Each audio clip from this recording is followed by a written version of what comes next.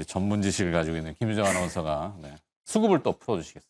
네, 오늘의 시장 수급 흐름도 함께 살펴보도록 하겠습니다. 사실 전일 같은 경우는 시장에 의미 있는 외국인의 수급이 들어왔는데요. 수급의 연속성이 중요했지만 아직까지 지금 외국인은 매도하고 있는 모습 확인되고 있습니다. 그럼 외국인과 기관 어떤 종목 사고 팔고 있는지 지금 바로 함께 알아보시죠. 일단 외국인 같은 경우에는요. 두산에너빌리티 가장 많이 매수하고 있고요. 그 뒤를 잇고 있는 게 포스코홀딩스입니다. 두산그룹 매수하고 있는 가운데 강원랜드, 하이브, 삼성전자도 소폭 매수하고 있고요. 매도 종목에는 SK하이닉스, 알테오젠, 네이버, 카카오, 현대론텍처럼 지금까지 잘 올라줬던 전일도 올랐던 대형주를 매도하고 있는 모습 확인되고 있습니다. 기관의 흐름도 함께 살펴보도록 하겠습니다. 기관은요 오늘 한국전력을 가장 많이 매수하고 있는데요. 외국인과 기관 동시에 포스코홀딩스의 러브콜을 보내고 있는 모습까지 확인되고 있습니다. 다만 기관 같은 경우에는 삼성전자, SK하이닉스 모두 매도하고 있고요. 네이버, 카카오, 현대차 같이 지금까지 시장에서 최근 이슈가 됐던 기업들 모두 함께 매도 포지션 취하고 있는 모습까지 확인되고 있습니다. 그래서 오늘의 수급 첫 번째 특징주는 포스코홀딩스에 대해서 이야기해보면 좋을 것 같은데요. 이 하반기 중국의 조강, 이 강철에 대한 감산 기대감이 확산되면서 철강 업황 개선 기대감이 주가를 최근 밀어올리고 있는데요. 과연 포스코홀딩스 지금 매력적인 게 맞는지 함께 점검해 보도록 하겠습니다. 네. 개장하고 1시간 30분 정도, 1시간 27분 흘렀네요. 자, 수급 같이 얘기해 주실 분은 헤르메스 스탁의 김시윤 팀장 나와 있습니다. 어서 오세요. 네, 안녕하세요. 수급 특징 별거 없는 것 같아요. 외국인 기관들 매도한다 그러는데 규모가 이렇게 쇼크할 만한 충격적인 매도다? 얘네들이란다. 이 사람들 마음이 변했나? 이런 정도는 아닌 것 같다 생각이 들고 다음 주가 이제 옵션 만기가 한 달에 한 번씩 또 들어가는데 이 3,100포인트 중심으로 외국인 투자자들은 한번 흔들어 보겠다. 이렇게 막 뭘 털듯이. 그러니까 콜 옵션과 풋 옵션 양매수를 하고 있거든요. 그러니까 변동성 확대. 그러니까 위아래로 와 흔들어 보겠다 전략인 것 같아서 거기에 잘못하면은 막 어지러운 거죠. 그죠? 오늘 이제 뭐 아무래도 서명 OBB 쪽에 대한 서명이 그러니까 BBB? 네, 아까 우리 쪽, 다뤘던? 네. 네. 그런 부분들에서 트럼프 이제 대통령? 그렇죠. 이제 산업분들이 이제부터는 리밸런싱이 되지 않을까. 결국 어떻게 리밸런싱? 그 결과에 따라서 어떤 종목군들, 어떤 산업군들이 수혜를 받을 것인지에 따라서 네. 사실은 이제 다음 주 월요일부터 우리 시장에 반영이 될 수밖에 없는 흐름들이고 오늘 미국 증시 휴장인데? 오늘 휴장이죠. 그러니까 이제 그 결과값에 따라서 우리나라가 먼저 반영이 되는 흐름들이라고 보시면 좋을 것 같은데 사실 1월부터 6월까지 지났습니다. 주도주들이 잘 움직였고 사실 최근에 잘 움직였던 조선, 방산 이런 종목군들이 약간은 쉬어가고 있고 그동안 좀 잘 움직이지 못했던 종목군들 2차전지도 조금씩 꿈틀거리고 있고 반도체, 삼성전자 그동안 놀랐던 종목군들이 올라가고 있다는 것은 슬슬 하반기 주도주를 결정하는 시점이 아닌가라는 생각을 가지고 있어요. 그래서 이거에 대한 결과값을 보기 전까지 그래도 좀 관망을 하는 심리가 조금 더 강하지 않을까? 혹은 내가 그동안 주도 섹터에서 많이 들고 있었던 분들 같은 경우에는 현금을 일부 챙기는 전략을 통해서 다음 종목군들을 찾는 그런 금요일 장이 아닌가라는 생각을 가지고 있어서 그렇게까지 큰 매도세도 아니고 큰 매수세도 아닌 또 이렇게 그런 지지부진한 장이다. 이렇게 정리 드려보도록 할게요. 감세 안의 폭풍은 분명히 있겠죠. 감세를 하면은 미국의 이제 재정이 펑크가 또 나겠죠. 그럼 재정을 메우기 위해서 관세를 다시 또 압박하겠죠. 관세에 대한 얘기를 하잖아요. 7월 8일 날 협상에 적극적으로 안 나서면 그냥 때리겠다. 우리나라는 지금 어떻게 해야 되지? 이렇게 고민하고 있는 단계란 말이죠. 그래서 그게 아마 지금 시장 수급에 좀 움츠러들게 하는 잘 모르니까 그런 정도인 것 같아요. 아까 수급의 특징? 첫 종목은 포스코홀딩스입니다. 외국인과 기관이 한 7거래일 연속 동시 순매수를 이어가고 있는 종목입니다. 네, 포스코홀딩스. 지금 바닥권에서 좀 많이 올라왔어요, 사실. 그런데 이 종목을 2차 전지를 볼 것인가 혹은 철강 쪽으로 볼 것인가 이거를 고민하실 시점이지 홀딩스인데 않을까. 지주사로 그냥 지주사보다는 이제 항상 사람들의 인식이 이제 그동안 2차 전지로서의 위용을 보여줬던 그런 종목군이다 보니까 기존에는 철강 그리고 2차 전지 최근에는 이제 홀딩스로서 지주사로서의 이제 이런 부분들이 조금씩 부각이 되고 있긴 한데 다만 이전에 보여줬던 그 이미지들이 있습니다. 이런 부분들에 대해서 우리가 조금은 고민을 해볼 필요가 있지 않을까라는 생각을 가지고 있고요. 최근 뭐 LG화학도 그렇고 혹은 포스코홀딩스도 그렇고 최근 기관 쪽에서 리포트가 좀 잘 나와주고 있기도 해요. 네. 그런 부분에서 영향이 어느 정도 있는 것이 아닌가라는 생각을 가지고 있는데 사실 철강 쪽으로 보면은 리포트들을 최근 읽어보면 철강 쪽에 대한 기대감이 점점 올라와주고 있다 이런 내용들이 나오고 있습니다. 아무래도 지금 업황 쪽에 대한 기대감이 상당히 높지 않나라는 생각을 가지고 있는데 지금 뭐 철강 감산에 대한 내용들도 그렇고 반덤핑에 대한 내용들도 그렇고 이벤트적인 요소로는 굉장히 철강 쪽에 대한 기대감을 끌어올릴 수는 있다라고 생각을 하고 있어요. 그런데 결론적으로 보게 되었을 때 철강 쪽에 대해서도 중국 쪽에서 구조적으로 성장을 하지 않는다라던가 혹은 이제 건설 쪽, 특히나 우리나라 같은 경우에는 이제 철강과 건설이 함께 움직이는 요소인데 지금 건설도 약간 조금 끊었죠? 네. 약간 좀 이렇게 수요를 약간 깎아먹는 그런 흐름들이 나와주고는 있어서 지금 바닥권에서 올라갈 요소는 맞기는 한데 구조적으로 올라갈 요인인가?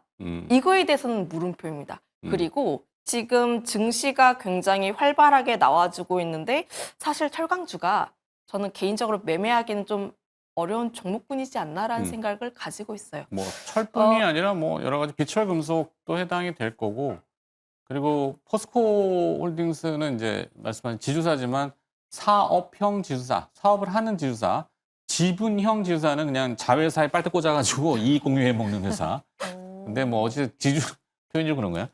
자, 지주사들이 지금 공격 대상이 될 수 있는 거죠. 외국인들 입장에서 보면은 저 지주사를 내가 많이 먹으면 지분을 늘려서 속된 말로 먹어버리면 야 밑에 거 다 먹네 이럴 수도 있거든요. 물론 이제 막 복잡하게 해놨지만 포스코홀딩스는 어떻게 보세요? 사실 개인들이 별로 안 사고 싶어하는 종목이지 않나라는 생각이 무거워서? 들어요. 네.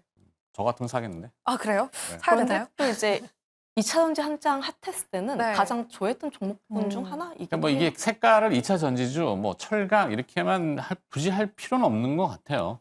이제 인지도 자체는 굉장히 높긴 한데 네. 다만 말했던 것처럼 과거에 한때 사랑을 받았던 종목군 하지만 최근에는 2차 전지의 색깔이 워낙 많이 묻어 있다 보니까 지금 들어가도 돼? 괜찮나? 이런 이미지가 굉장히 강하다라는 거예요. 네. 그러면 이런 이미지 자체를 가지고 있으니까 바닥권에서 어느 정도 올라왔는데 여기서 또 추가로 물량을 소화하면서 올라가기 위해서는 이전의 이미지를 탈피를 해야 할 필요가 있다라는 겁니다.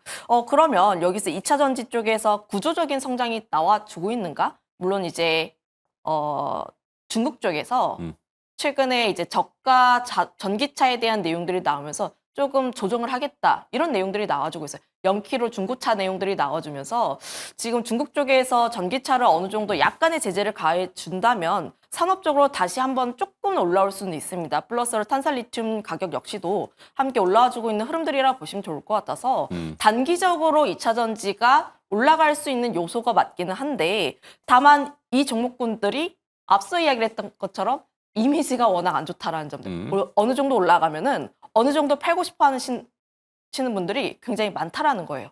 그래서 결론적으로 이야기를 하면 네네. 관망하자. 관망? 네, 관망하자입니다. 올라갈 수 있는 여지는 있긴 한데 다만 기술적인 부분에서 보게 되었을 때 항상 이제 30만 원 라인대 돌파하면서 32만 원 라인대까지 올라왔고 32만 원 라인대 올라가다 보니까 33만 5천 원 라인대까지는 그래도 열려 있긴 합니다. 근데 좀 크게 보면은 지금 그동안 많이 눌려 있기도 했어요. 많이 눌려 있다라는 것은 그만큼 위에 매물대가 많다라는 것들이고 그러면 일정 부분 라인대를 소화하기까지 기간 조정 혹은 가격 조정이 조금은 더 나올 수밖에 없지 않을까라는 생각을 가지고 있어서 지금 내가 현금을 보유하고 있다 하시는 분들은 다음 주 증시 흐름들을 보시고 그때 산업군들이 어디로 다시 움직이는지를 보시는 게 맞지 않을까라는 생각 드려보도록 할게요. 띄엄띄엄. 이게 포스코가 희한하게 뭐 홀딩스만 영어로 포스코 이렇게 써놓고 나머지 자회사들은 한글로 포스코 이래가지고 더 헷갈리긴 한데 포스코 엠텍, 캠텍, 뭐 인터내셔널도 있고 왜 이렇게 해놨을까? 자, 포스코 홀딩스는 김유정 아나운서 입장에서 보면 느낌이 어때요? 그러니까 개인 투자자들의 이미지 고착화 그리고 또 뭐 이렇다고 하지만 저는 이렇게 쭉 보니까 포스코 홀딩스는 외국인 투자자들의 지분율이 네. 여타 그런 굵직한 기업들에 비해서는 조금 낮은 편인 것 같긴 한데 29.96%거든요. 뭐 더 담을 수도 있지 않을까? 아까 얘기했던 여기 먹으면은 그렇죠. 먹는 건 아니지만 입김을 가하면은 야 내가 누릴 수 있는 자본이득이 더 클 거라고 판단한다면 이런 종목들을 지금 되게 열심히 사고 있더라고요. 그래서 똑같이 저는 요즘 오히려 2차 전지로 오를까 보다는 철강업계가 어떤지 보고 있는데 현대제철 같은 경우에도 3분기에는 수익성이 개선될 수 있다. 결국 중국의 감산에 대한 기대감을 계속 가져가고 있는 것도 맞긴 한 것 같은데 올해는 어쨌든 홍수가 빨리 끝나서 네. 포스코가 또다시 물에 잠기는 일은 없을 것 같다. 아 죄송합니다. 비웃는 거예요? 아니, 비웃는 게 아니라 갑자기 그 얘기가 나올 줄 몰라가지고 어, 네, 너무 놀랐어요. 굉장히 요즘 네, 핫합니다. 전문가로 조만간 데뷔할 수도 있어요. 네. 네, 자, 얘기가 빗나갔는데 그래서 네. 포스코홀딩스에 대한 전략은 관망. 김정 아나운서는 좀 보겠다. 좀 보겠다? 보겠다는 네. 뭐예요? 관망이니까. 관망입니다. 관망이네. 알겠습니다. 네. 두 번째 기업. 네, 두 번째는요. 강원랜드를 강원랜드. 특징주로 함께 정해보도록 하겠습니다. 최근 외국인과 기관이 뭐 9거래일 이상 매수했던 종목이기도 한데요. 이 밸류업 지수에 새롭게 포함되기도 했고요. 새로운 신고가를 기록하고 있습니다. 중국의 단체 관광객에 대한 기대감까지 더해지고 있는 가운데 강원랜드 함께 짚어보시죠. 강원랜드. 여기야말로 기업 이미지가 이상하죠, 좀. 이게 정치인과 연계성을 띄면 안 되는데. 자, 하여튼 그래서 강원랜드는 어떻게? 뭐 이제 적극적인 매수는 아닌데 네. 다만 인식 자체는 좀 낮지 않을까라는 생각을 가지고 있어요. 낮다는 게 나은, 낮, 좋다? 굿. 굿. 오. 파지티브. 네. 입니다. 파지티브한. 네.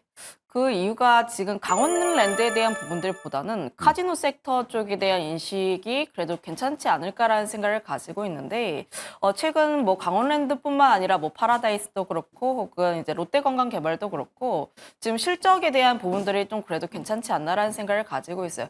실제로 롯데관광개발 같은 경우는 최근 약간 삐끗하긴 했었는데 그래도 상반기에 좀 강했었던 게 카지노가 이렇게까지 실적이 잘 나온다고 이런 부분들이었습니다. 그런데 약간 그 6월 홀 드롭률에 대한 부분들에 있어서 약간 삐끗하긴 했지만 그래도 우리가 기대할 수 있는 요소가 좀 그래도 카지노에 가지 않을까라는 기대감이라고 보시면 좋을 것 같아요.